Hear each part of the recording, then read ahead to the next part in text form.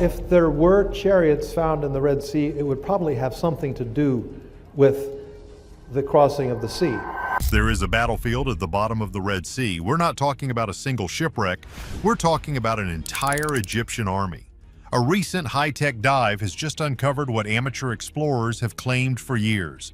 Hundreds of chariot wheels, horse skeletons, and human remains perfectly preserved in coral. Is there any physical evidence on the seabed? Yes, there is. And we have some examples.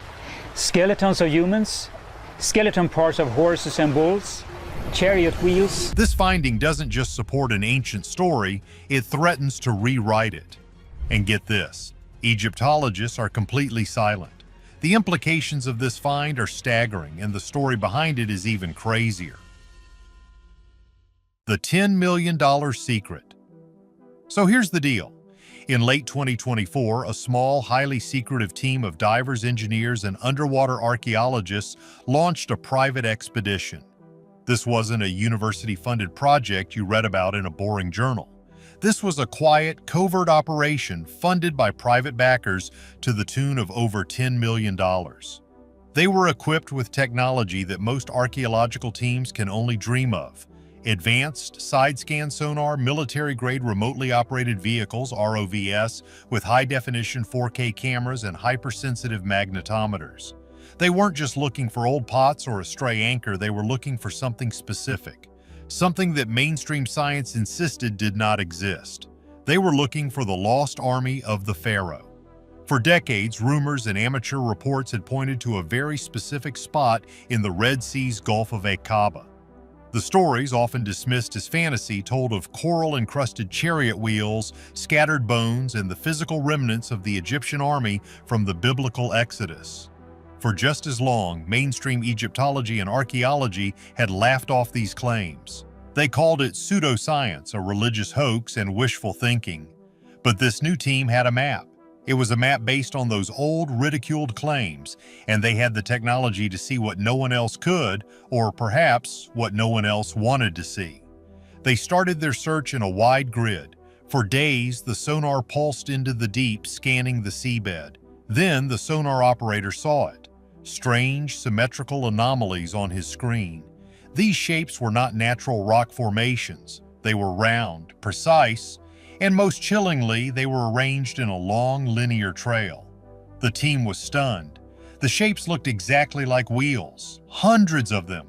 They deployed the ROV, a small submarine robot, sending it down into the dark, cold water hundreds of feet below the surface.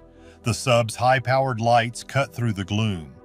At first, there was nothing but sand and rock, and then suddenly there it was, emerging from the sand, a perfectly round shape, completely covered in coral. It was, without a doubt, a wheel, an ancient spoked chariot wheel. As the ROV glided forward, its robotic arm brushing away the silt, another came into view, and another, and another. It was a debris field, a massive one. The site stretched for nearly a mile and a half. This was it. The team knew they had to go down themselves. This was too big to just observe through a camera. Elite deep-sea divers, many of them ex-military, prepared for a difficult and dangerous dive. As they descended into the silent deep, the sheer scale of the cataclysm became terrifyingly clear. This was not a single shipwreck. This was a military catastrophe, frozen in time. The seafloor was a war zone. It was littered with the remains of a fleeing or perhaps charging army. They saw wheels with 4 spokes, 6 spokes, and even 8 spokes. This detail is a massive wow factor. Why? Because these specific designs match perfectly the different types of chariots used by the Egyptian army during the New Kingdom period. The 4-spoked wheels were older, but the 6 and 8-spoked wheels were the new, high-tech, stable designs used by elite warriors and the pharaoh himself. Finding them all jumbled together was a snapshot of the entire Egyptian chariot corps. But it wasn't just wheels. They found twisted metal fragments that looked like axles. They found what appeared to be the tangled, rectangular remains of the chariot cabs themselves, now just piles of corroded bronze and petrified wood, all fused to the seafloor by centuries of relentless coral growth. What most people don't realize is that the divers reported an overwhelming, eerie feeling of dread. They were swimming through an underwater graveyard. And then they found the bones. Tangled within the chariot debris, just as the old reports had claimed, were bone shards. Hundreds, possibly thousands of them. Some were clearly animal, the skulls, ribs, and femurs of horses, exactly where they would be if they were still harnessed to the chariots.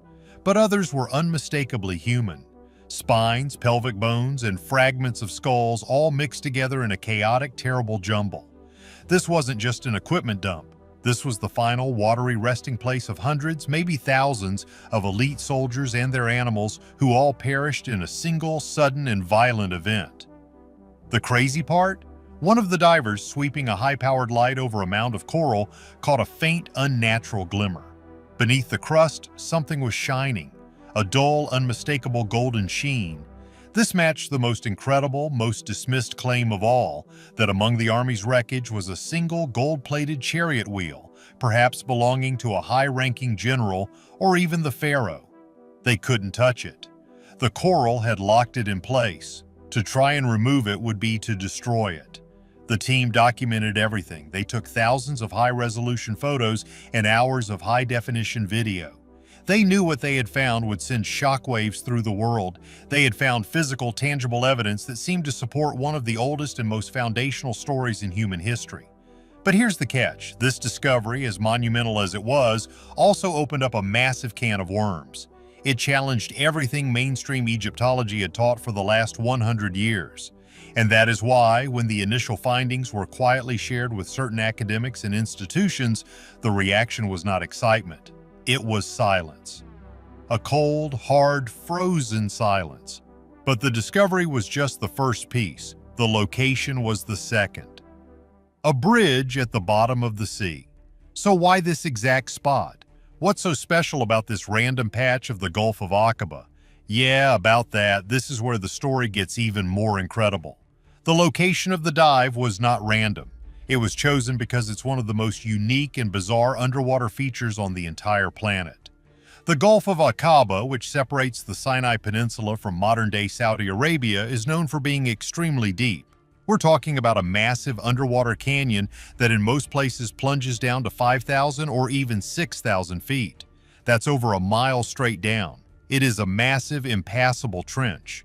Trying to cross it with an army of chariots or even on foot would be completely impossible. It is a sheer cliff of dark water, except for one very specific place. Right where the divers found the army, there is a massive flat land bridge that spans the entire Gulf. It's an underwater plateau stretching nearly 10 miles from the shore of a massive beach in Egypt called Nuweiba to the shore of Saudi Arabia.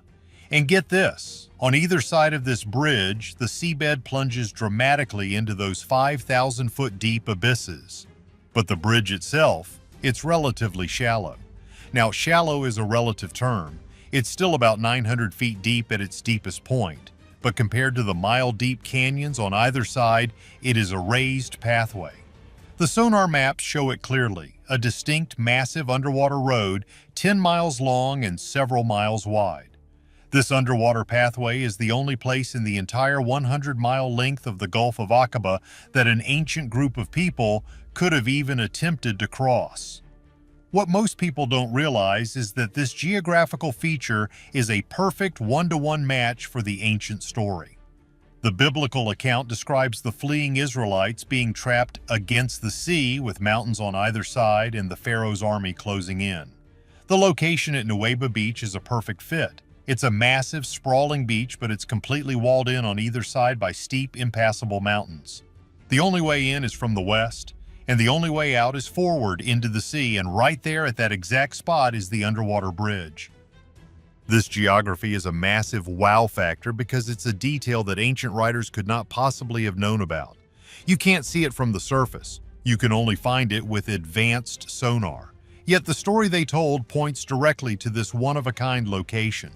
The geography itself acts as a massive, silent piece of evidence, suggesting that something historic and catastrophic happened right here. A corridor can also be a trap. The linear distribution of the artifacts, the mile-and-a-half-long trail of wheels and bones, follows the path of this submerged bridge. It looks exactly like a group that was caught in the middle of the passage. This location also explains why the artifacts are still there. The 900-foot depth protected them from storms, ship anchors, and looters for millennia. And the unique currents created by the deep canyons on either side have trapped silt and sediment on the plateau. This sediment slowly buried the artifacts, and of course the warm, clear water is perfect for coral growth. The coral has acted like a natural concrete. It grew on the hard, solid surfaces of the chariots, the wood, the bronze, the leather. Over thousands of years, the wood rotted away and the metal corroded, but the coral held its shape. The divers weren't just finding wheels, they were finding wheel-shaped coral. They are essentially fossils of chariots. Without this specific geography and biology, any remnants would have been scattered and dissolved into nothing centuries ago. This land bridge, this perfect crossing, also explains the scale of the find. An entire army with hundreds of chariots, horses, and soldiers forced into this narrow 10-mile bottleneck would be completely and totally vulnerable. When the disaster struck, there was no escape. They couldn't go left. They couldn't go right. They were trapped. This tragic bottleneck explains the massive concentration of artifacts. It's a silent underwater testament to a cataclysmic event. The fact that this terrain is so unique also helps debunk one of the main skeptical arguments. Critics often say, oh, it's just a random shipwreck. But here's the deal. This isn't a shipwreck. It's hundreds of military chariots, all from the same time period, all found in a linear path on the only plausible land crossing in the entire Gulf. That's not a coincidence. That's a scene. This unique path wasn't found by accident. One man claimed it was there all along. The vindication of a madman? This entire incredible story, the secret expedition, the sonar maps, the frozen Egyptologists, it all goes back to one man. A man who was not a professor, not a famous archaeologist, and not part of the academic elite. His name was Ron Wyatt, and for decades, the entire world thought he was a complete crank. So here's the deal with Ron Wyatt. He was a nurse anesthetist from Tennessee. He was also a passionate, deeply religious, self-taught biblical adventurer. Driven by an unshakable, literal belief that the stories in the Bible were physical, locatable history, he spent his life and his own money trying to find the physical proof. He was the definition of an amateur, an outsider, and that's putting it lightly. In the 1970s, Wyatt became obsessed with finding the true Red Sea crossing.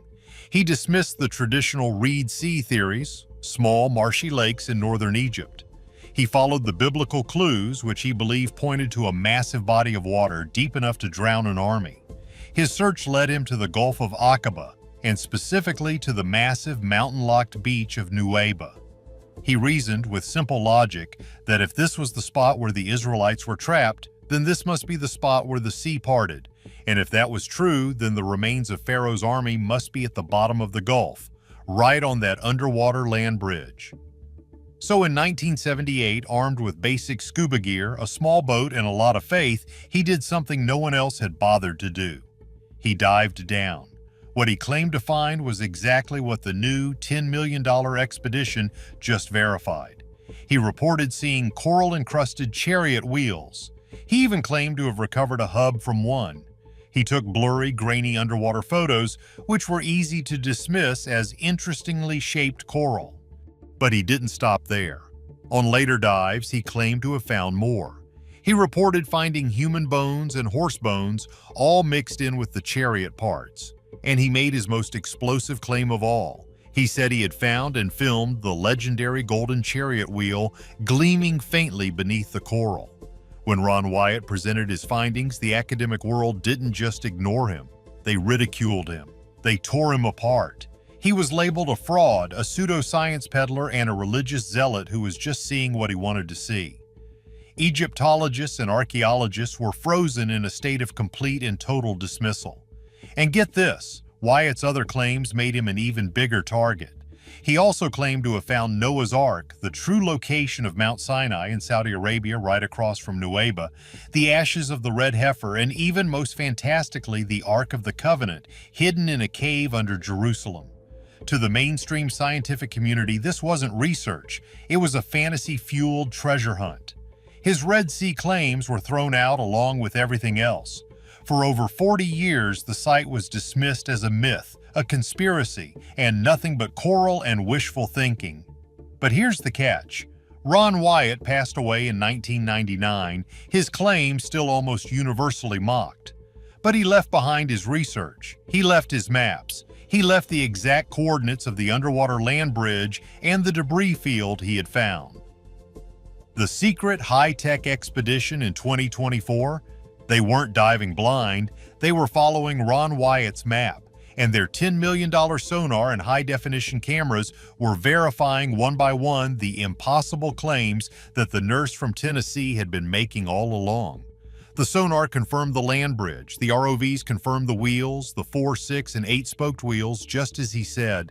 The divers confirmed the bones, and they even saw the glint of gold that Wyatt had reported. This is the core of the controversy. The experts who dismissed Wyatt for decades are now faced with high-tech data that proves he was, at the very least, right about the existence of a massive, ancient underwater debris field. The discovery is forcing a reevaluation of a man everyone had agreed was a fool, and it's forcing a terrifying reevaluation of how this impossible event could have ever happened, because the how is where the theories get really wild.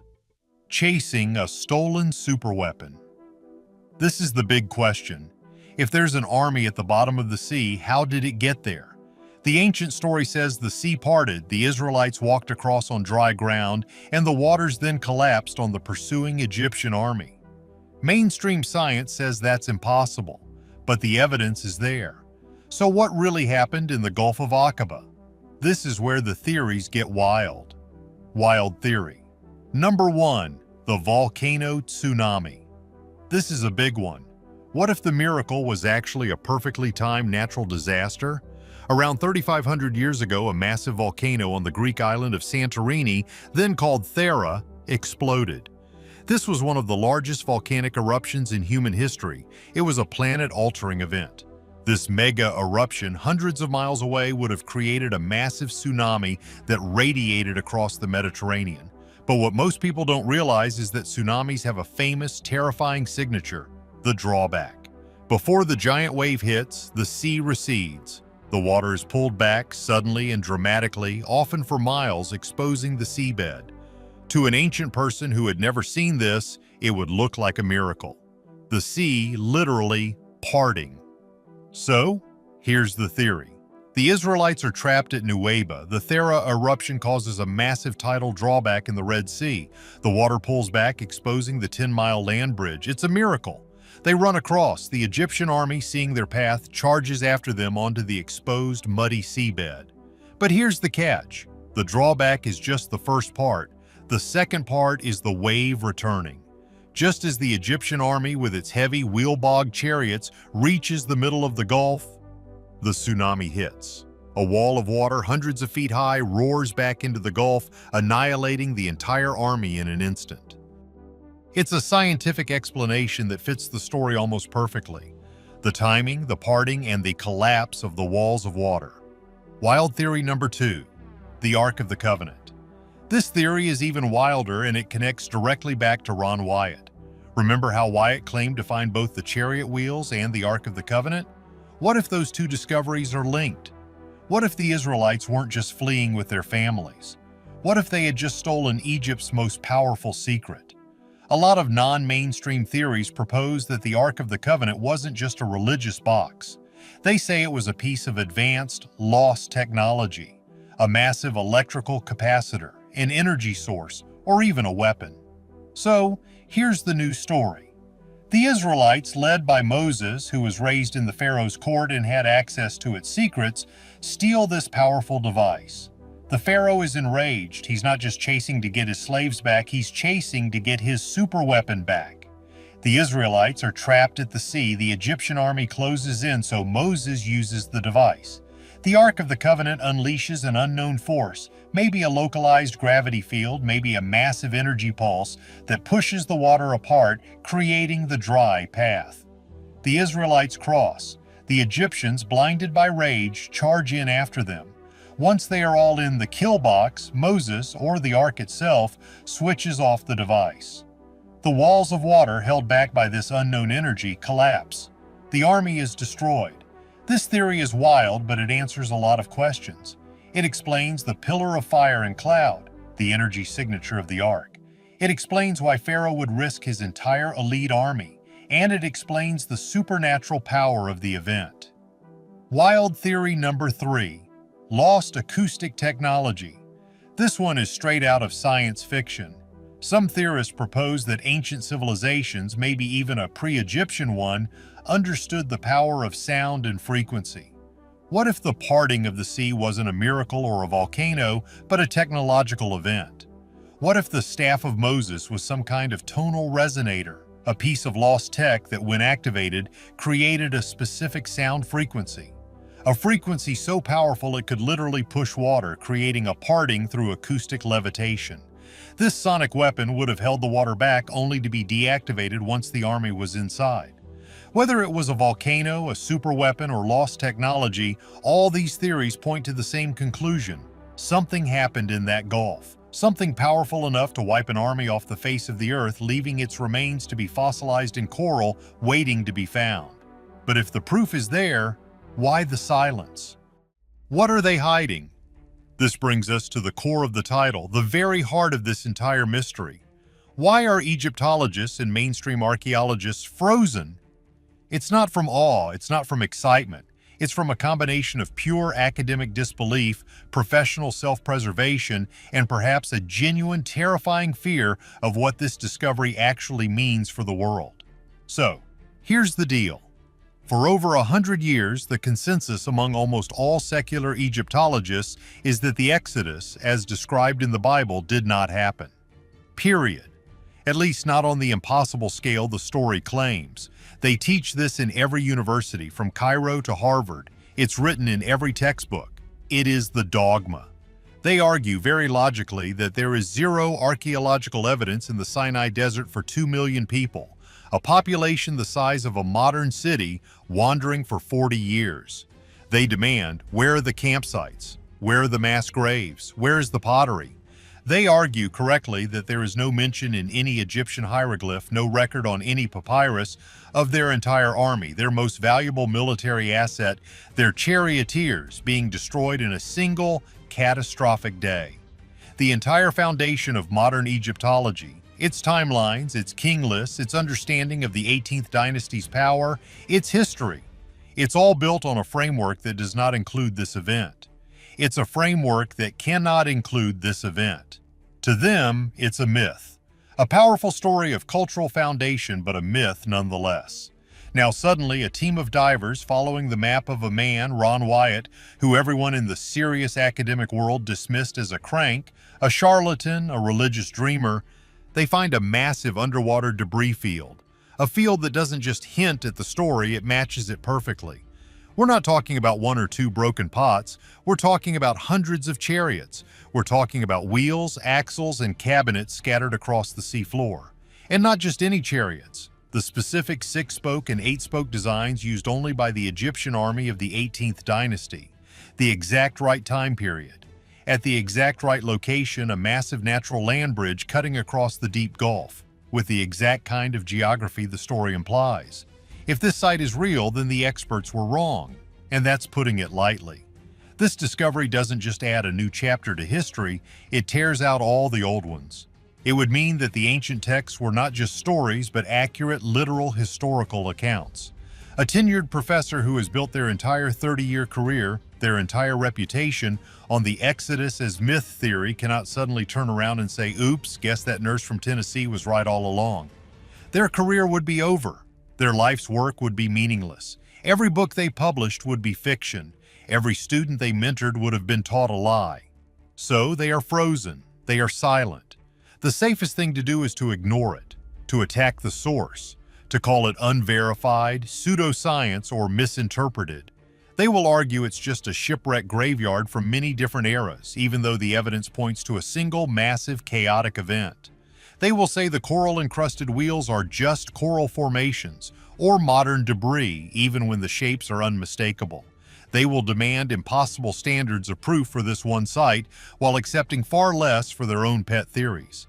They are gatekeepers, and this discovery is a battering ram at their gates. They will never ever give an inch because giving an inch means their entire ivory tower comes crumbling down. But the wild theory here is that it goes deeper. What if it goes deeper than just a few dozen academic careers? What if this is a global conspiracy? Think about it. Really, think. If this site is proven beyond any doubt to be the remains of the Pharaoh's army, it would be seen as physical, tangible, scientific proof of one of the foundational miracles of the Old Testament. In a world full of religious and political tension, what would that do? It would elevate one set of religious beliefs backed by physical proof above all others. It would validate the claims of Judaism, Christianity, and Islam in one fell swoop. That's not just academically disruptive, that's geopolitically disruptive. It's an earthquake. What about other world religions? What about purely secular, atheistic governments who have built their entire state on the idea that religion is a fantasy? Do you think those powers want billions of people to suddenly have physical proof of God's direct intervention in history? It's a geopolitical time bomb. It threatens the balance of global power. And what do powerful people do when they are threatened by an inconvenient truth? They don't debate it. They bury it. They make the problem disappear. This is where the story gets its most urgent. This is where it gets chilling. The evidence is vanishing. Let's talk about that golden chariot wheel that Ron Wyatt claimed he found. He said it was a 4-spoke wheel, the kind used only by the highest royalty, maybe the pharaoh himself. He claimed he brought it to the surface, documented it, and that its existence was reported to the Egyptian authorities, thinking they would be ecstatic. And then, poof, it vanished. There are no official photos. There is no museum record, no official statement. The one piece of smoking gun proof that could have verified the entire story is gone. Skeptics, the same frozen experts, laugh and say, see, he made it all up. It never existed. But what if he didn't? What if it was confiscated? What if it was taken and buried in a deep, dark vault, a place like the warehouse at the end of Indiana Jones, a secret so explosive it can never be allowed to see the light of day? It gets worse, much worse. The new 2024 expedition, comparing their new high-tech, high-resolution sonar maps to Wyatt's original maps and photos from the 70s and 80s, has reported something deeply disturbing. Large sections of the debris field, they seem to have been altered, cleared. Areas that Wyatt claimed were dense with artifacts, places he labeled chariot parts and skeletal remains, are now suspiciously barren. Is this just natural erosion? Is it just the currents of the Red Sea which have been flowing for 3,500 years? Or is it a cleanup operation? The new team has reported seeing drag marks on the seafloor. Marks that look like massive objects were hooked and pulled away. This isn't nature. This is surgical.